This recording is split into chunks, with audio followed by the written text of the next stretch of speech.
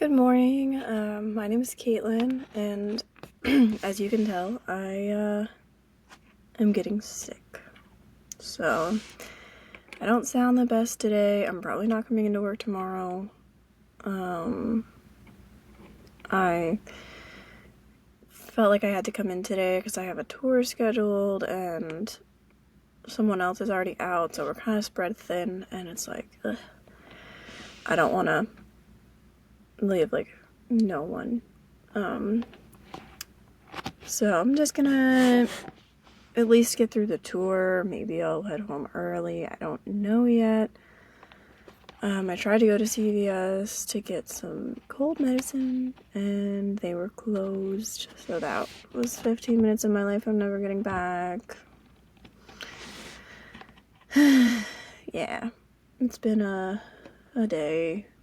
Everything hurts. I find that when I get even a little bit sick, all of my joints are just like, they just get angry. Not that they're not normally a bit, they're usually very sensitive. But now they're just like achy all the time. And I'm so tired, and I feel like I've got a sinus headache. I can still breathe through my nose though, and I haven't gotten a sore throat yet, so I'm just kind of gonna muster through. It's not ideal. If I lived in an ideal situation and felt like I could, I would have probably just taken off this whole week because I knew I was getting sick Sunday night, Monday for sure, and today's Tuesday. But I don't know. There's expectations and people that, that are out that already had like their time approved. So yeah, I just don't want to mess with it too much. If my throat was raw and I sounded like really, really bad, I probably would have just stayed home, and it is what it is. But I feel like I can pass for functional today. We'll see. My tour is early in the day, so if I use up all of my energy and need to go home early, I think it'll be okay. But yeah, hopefully they show up. If they don't show up, I will be a little upset. But it's okay. I had 2 walk-in tours yesterday, so that was cool. Things are going well. Yeah. I'm very tired, so my brain is not really working very well. And it's gotta be a short episode because going to the pharmacy that was closed, and I forgot to eat my lunch yesterday, and then I left it at the other location, so I had to go over there to pick up my lunch. And needless to say, I'm getting started a little later than normal, and so I don't have quite much time to just go on and on. So today is Unit 7, Intersectionality and Neurodiversity. This is something that I find very interesting. It's definitely a really important thing to consider, and I don't know if you know what intersectionality is, but basically it's how different aspects of a person's identity, race, gender, sexuality, disability all intersect to influence their experiences. So for me personally, I am a woman. I am bi or pansexual, and I have a disability or 2. So those all intersect to make up, not all of my identity, but, they are part of my identity. And because I am white, there's a lot of things that I just will never experience when it comes to certain adversities. So it's really important to be aware of that, especially just in the US.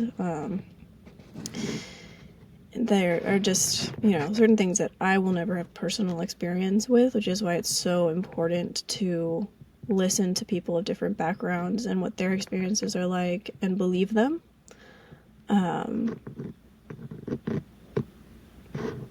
Yeah.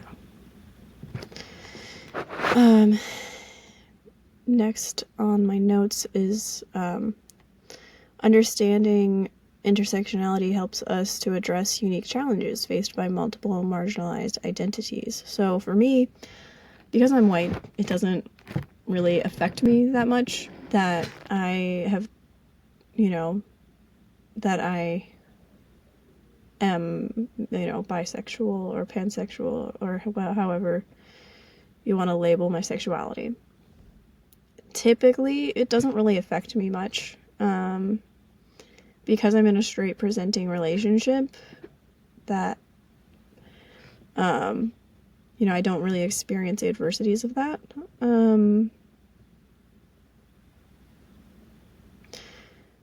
But I do know from listening to other people that, being a person of color definitely influences whether or not you're going to face adversity for your sexuality.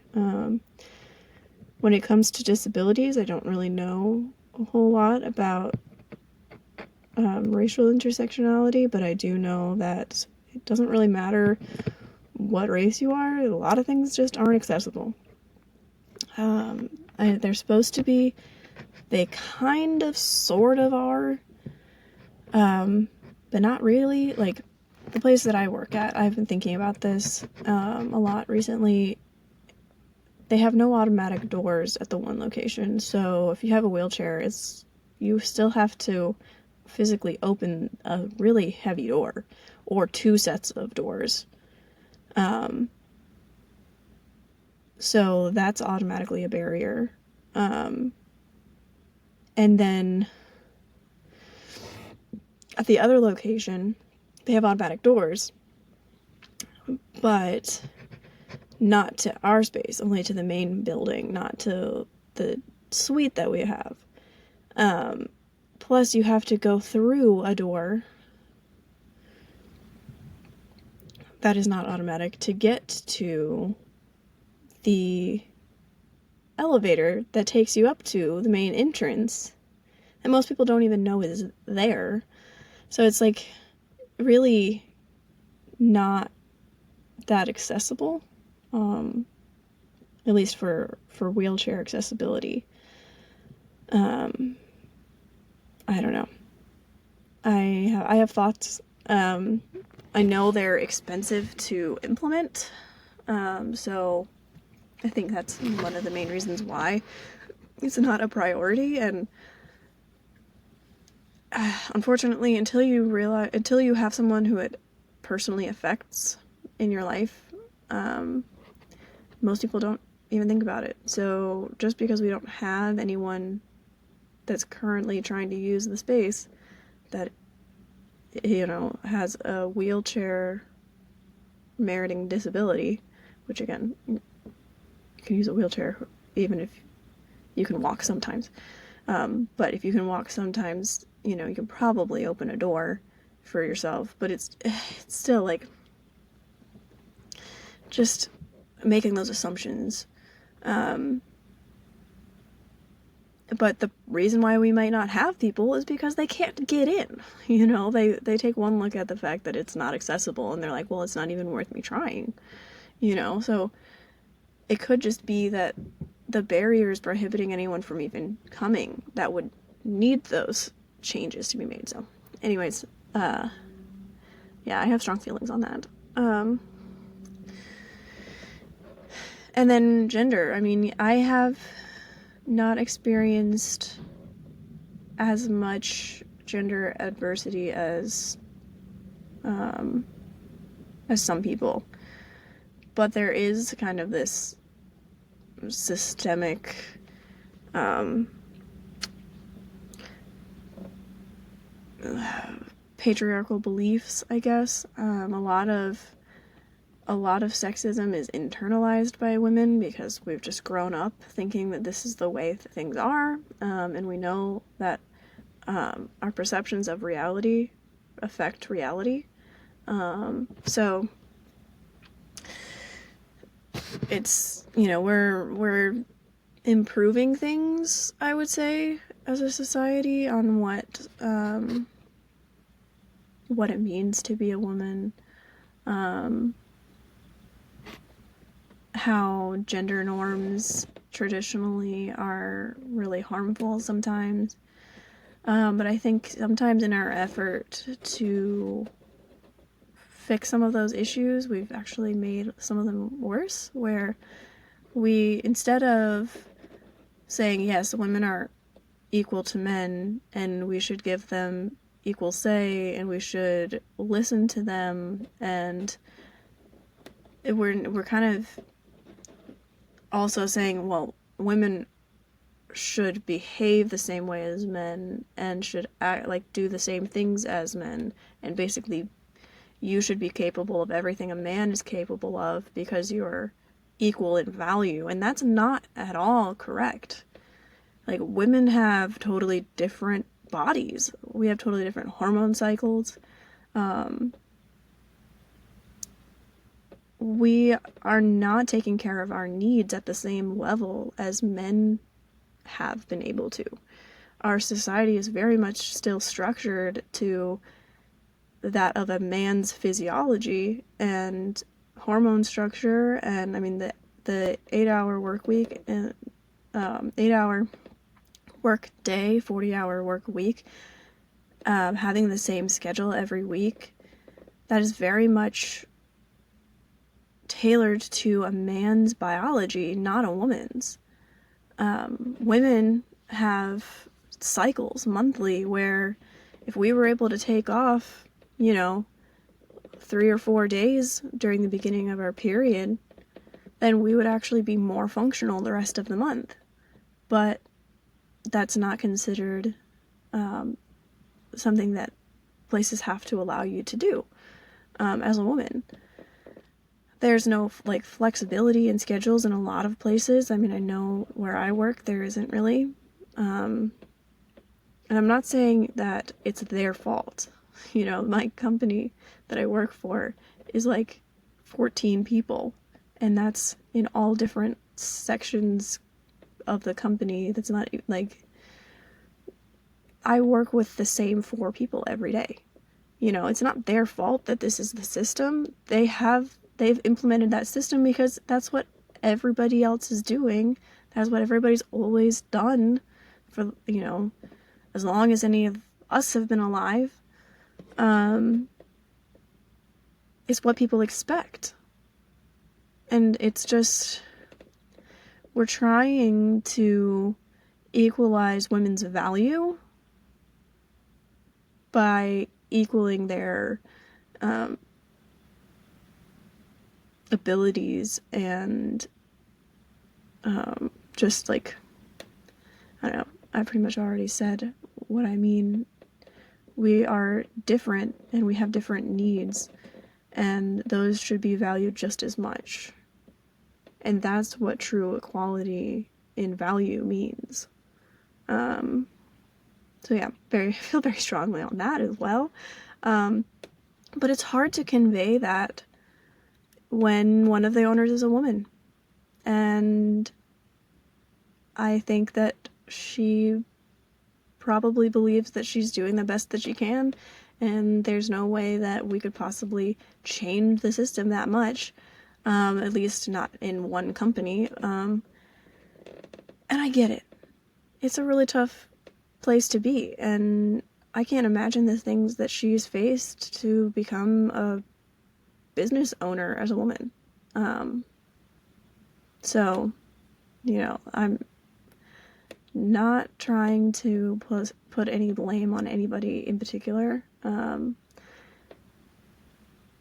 but it's just something that we can work towards as a society, I think. I think the more awareness we bring to it as a society, the easier it will be for businesses to start implementing that, and for it to be less of an expectation that women have the exact same output and just schedules as men. Our value shouldn't be based off of, can we be men? How well can we function like a man? Like, that's not, that's not helpful to anyone, especially long term.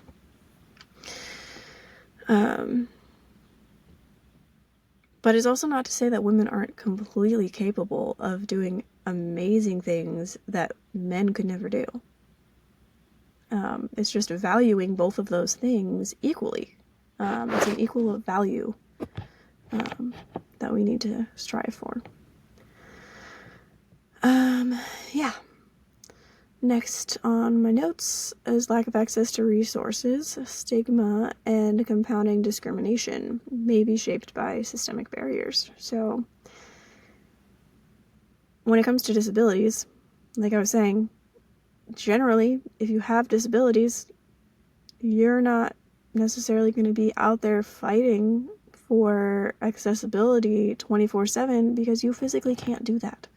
Like, it shouldn't be up to the disabled person to fight for their right to access things. They're the ones that are at a disadvantage. I don't know. It's just,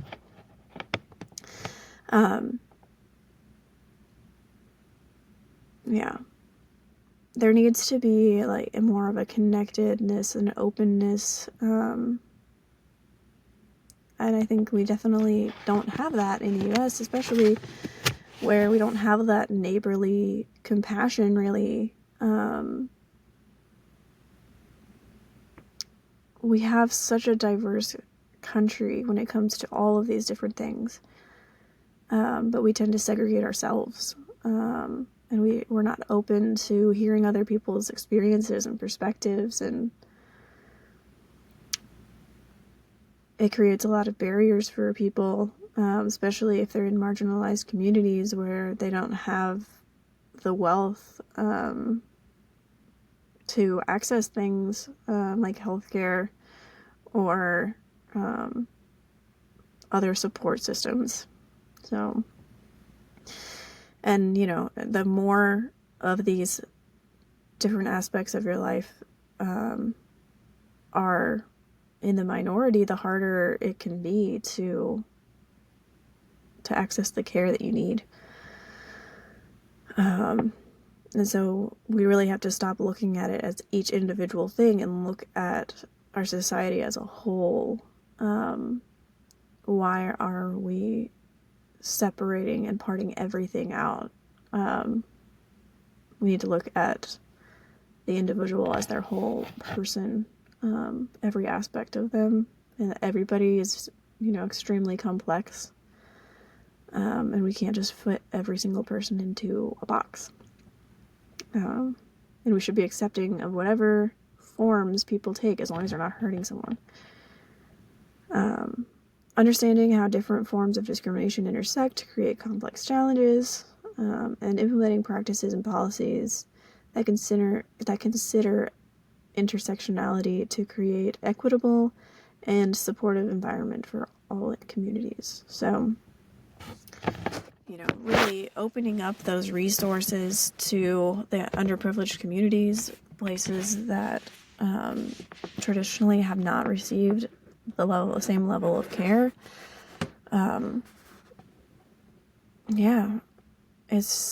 To me, it seems like it's so simple and straightforward, but people are selfish.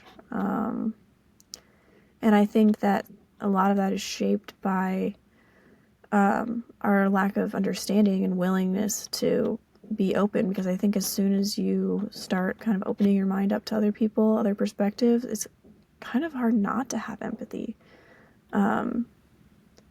it's hard not to feel compassion towards someone when you understand their story. I think we have the privilege most of the time to just close ourselves off. And it's like, well, if it doesn't affect me, then I don't need to think about it. But that's a really cold way to live. And most of the time, these things can affect anyone, sometimes at any point. Your race isn't going to change, but, your gender and sexuality, you may, those things can change over time. Some people will debate on that, especially in this country at this time, but sexuality, 100%, that can change at any point. You can grow, and your perspectives can change, and your preferences can change. Anybody, literally anybody, can become disabled at any point. Why don't we focus more on disabled people having access to things and support when it could happen to anybody at any time? Nobody thinks about it until it happens to them or to a loved one. And I think that's a shame.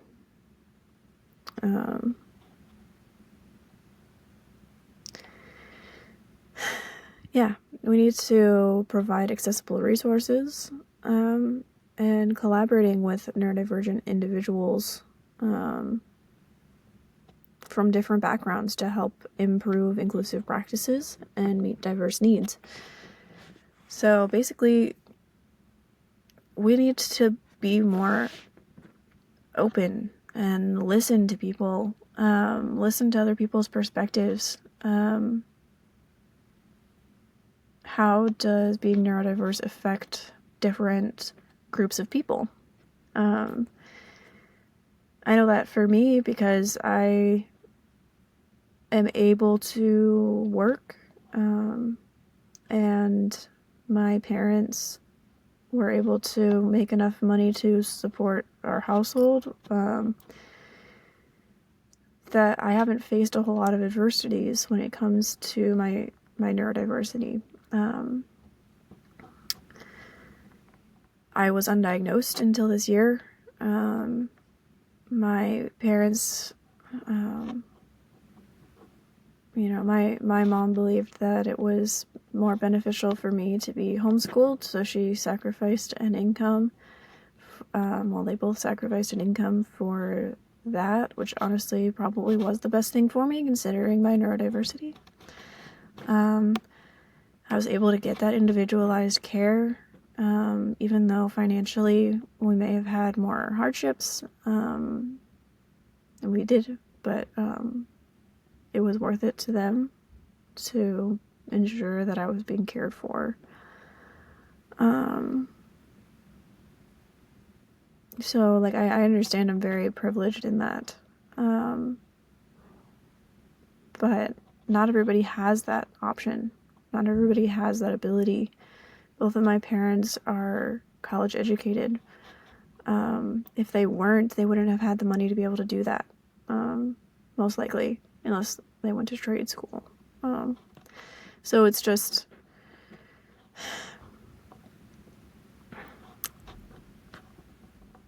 the people who have the ability to make the changes and support people that can't even support themselves, we should be more proactive in implementing accessibility and support measures, so that we don't have this big discrepancy of, people not being cared for, and then wondering why tragedies happen. I'm not saying that tragedies can be stopped, but some of them can definitely be improved, and we can make a difference. But anyways, I gotta go, get to work, and hope that I don't sound like crap during my tour. But thank you guys for listening to me. And I don't know when I'll be back on, because if I feel worse tomorrow, I'm not coming to work. Honestly, if I feel the same, I'm probably not coming to work. I feel horrible. Anyways, yeah. So I hope that you guys are doing better than me. And if you're not, then virtual hugs. Those are a lot nicer and less dysregulating than real hugs, unless they're from somebody that some people love hugs. I only like hugs from like one person. Yeah, basically, don't touch me unless you're my partner. But yeah, virtual hugs to all the people out there that are maybe not having the best day. I feel ya, and we'll get through it. And always remember that you are enough.